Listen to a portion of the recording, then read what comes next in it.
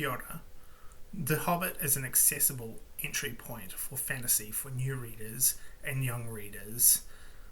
Tolkien weaves together classical myth, such as Norse sagas and Beowulf, with modern literary sentiments.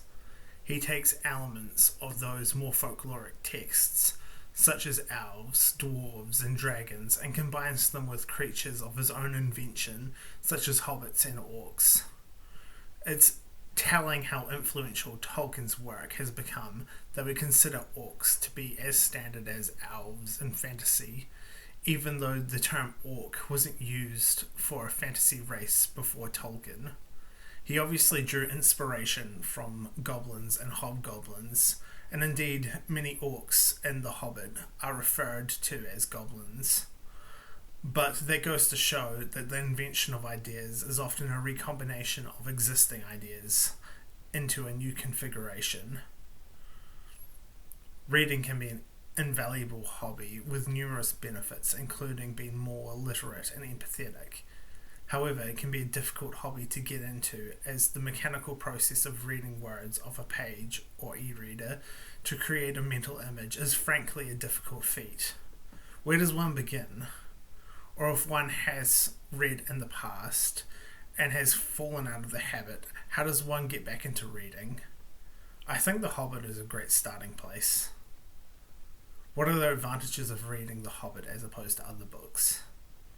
The Hobbit is well known for its movie adaptations, and especially the adaptation of The Lord of the Rings, which I promise this video isn't about The Lord of the Rings. The Hobbit is written in an easy to understand English. Tolkien was a linguist professor, so he occasionally flexes with some big and oddly specific words, both real and fictitious, though the frequency of those words makes for a slightly crunchy texture to his prose rather than making it unpalatable. Even without having seen the films, it's impossible to have avoided knowing the tropes he uses, such as elves, dwarves, and orcs, or dragons hoarding gold, and various sundries. The Hobbit's place in Anglophone literary and mythological canon, and The Hobbit is a good story. I think for learning English, The Hobbit is a great place too. Tolkien had a great command over language at both a macro and micro scale. He understood the etymology of words and used them precisely. There are many jokes in the books about how characters misuse words to generate a slightly different meaning than what they intended and what is communicated. And if I had to put down a single motif that underscores the whole book, it is the lacuna between what we intend to say versus what we say. Tolkien hints at a much larger world than we are presented with in The Hobbit. He alludes to things outside the scope of the text all the time.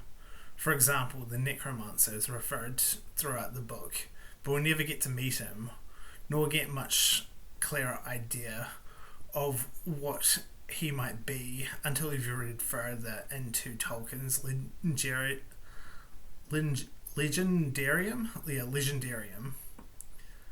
Even dedicated fans of Tolkien's greater canon of works haven't been able to fit everything together, because Tolkien's Legendarium was a living, breathing body of work that was constantly being tinkered with and added to and compiled while he was alive, and even after J.R.R. Tolkien's death was still being compiled by his son Christopher Tolkien. There is a lot of depth to Tolkien's work. Those depths are a big draw to starting The Hobbit. You get a solid and well-crafted rollick that can be explored in much more detail if you're interested in delving deeper. Let me know if you are interested in hearing me talk in more detail about The Hobbit in the comments section. See you in the next video.